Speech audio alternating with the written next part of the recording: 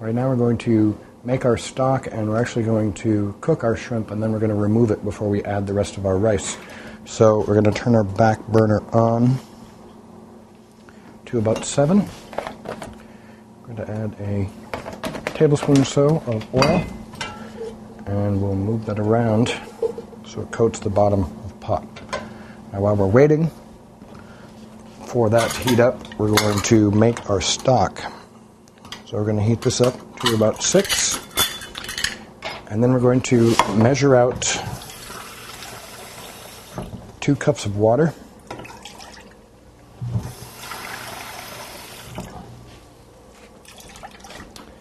I'm going to bring it back to our burner here.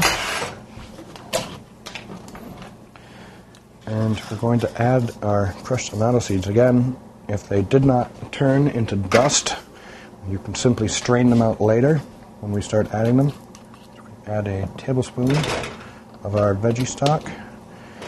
And because it's so thick, we'll just mash it a little while it's cooking up.